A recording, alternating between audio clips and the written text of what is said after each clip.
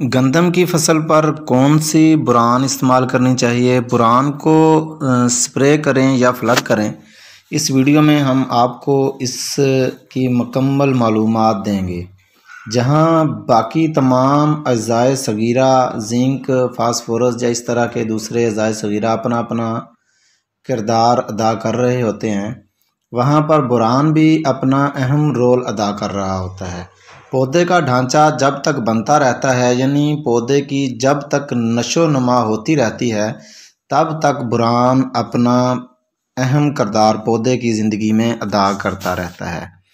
जैसे पौधे की जड़ें बनना, पत्तों के खुलियात बनना, पोलिनेशन का अमल ठीक तरह से होना वगैरह बहुत से अहम काम बुरान सरअंजाम देता रहता है। इसकी अहमियत को हम यूँ भी समझ सकते हैं, बुरान की मौजूदगी में पौधे जल्द फूलते फलते हैं, अच्छी नशोनुमा करते हैं। बुरान कैल्शियम को पौधों के खुलियात में एक जगह से दूसरी जगह मुंतकिल करने में अहम किरदार अदा करता है। बुरान पौधों की बढ़ोतरी, फूलों और फल की बेहतर अफजाइश के लिए बुनियादी अहमियत रखता है। बुरान के इस्तेमाल से पौधों की बढ़ोतरी, पत्तों का खुराक बनाना, पौधों पर फूलों का निकलना और फिर क्वालिटी का फल तैयार होना, फल की रंगत भी, क्वालिटी भी बेहतर हो जाती है, साइज़ भी बेहतर हो जाता है। इन तमाम अवामल में नुमायां तौर पर बेहतरी आ जाती है। बुरान की कमी की सूरत में बहुत सारी अलामात पौधे पर ज़ाहिर हो जाती हैं। मसलन पौधों की बढ़ोतरी का रुक जाना, पत्तों, फूलों और फल का बेशक्ल हो जाना, पत्तों का छोटा रह जाना, गांठों का कम दरमियानी फासला हो जाना, गैर पैदावारी शाखों का फूटना और सबसे बढ़कर फूलों और फल का झड़ना, यानी जिसे हम अपनी ज़बान में केरा कहते हैं, फलों का या फूलों का केरा हो जाना शामिल है। बुरान कितनी मकदार में इस्तेमाल करना चाहिए और इसका इस्तेमाल का क्या तरीक़ाकार है। बुरान को कोशिश करें आप पौधों पर स्प्रे ही करें, फ्लड ना करें। स्प्रे से आप अपना ख़र्चा बचा सकते हैं। जैसे हम कपास की अगर आपके पास फसल है या गंदम की फसल है, तो कोशिश करें गंदम की फसल पर बुरान का स्प्रे जब गंदम की फसल 35 दिन से ऊपर हो जाए, तो 35 से 60 से 70 दिन तक आप 500 ग्राम गंदम के 1 एकड़ पर बुरान का स्प्रे कर सकते हैं। सब्जियों में भी जैसे खरबूजा, मिर्च, टमाटर और दूसरी सब्जियां हैं, उनमें भी आप 500 ग्राम ही फ़ी एकड़ स्प्रे करेंगे। बागात में इसकी मकदार थोड़ी सी डिफरेंट है।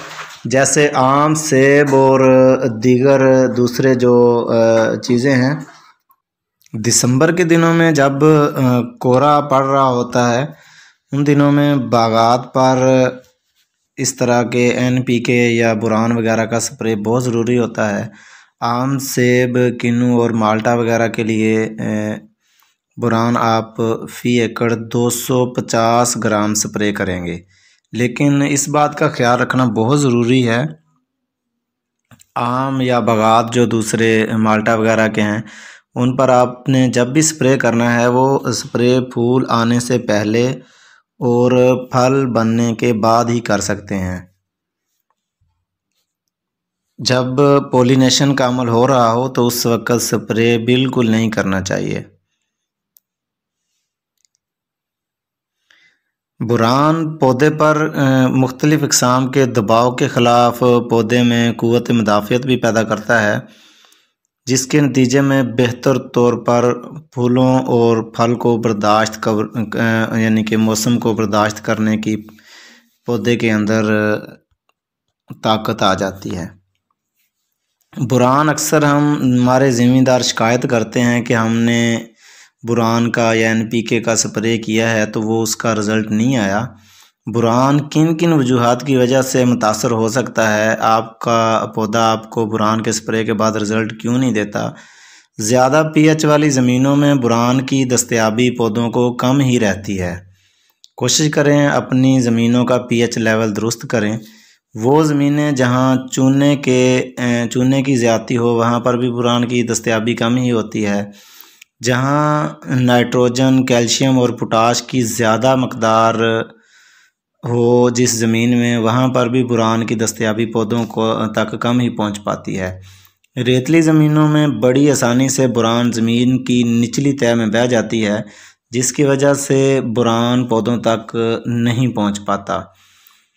ख़ासकर रेतली ज़मीनों में किसान भाइयों से गुजारिश है कि वो उस बोरान का स्प्रे ही कर लें, उसे फ्लड ना ही करें तो अच्छा है। वो ज़मीनें जिनमें नामियाती मादा कम हो, वहाँ से भी बोरान पौधों के लिए कम ही दस्तयाब होता है। सख्त ठंडे और नमी वाले मौसम में बोरान पौधों तक दस्तयाब नहीं हो पाती। ख़ास तौर पर जब खुश्क सर्दी पड़ रही होती है तो उन दिनों में बोरान की दस्तयाबी पौधों के लिए बहुत कम हो जाती है। उम्मीद है किसान भाई इन मालूमात से बहुत सारा फ़ायदा उठाएंगे और बोरान का इस्तेमाल करके अपनी पैदावार में इजाफ़ा मुमकिन बनाएंगे। खुश रहें और खुशियाँ बांटें।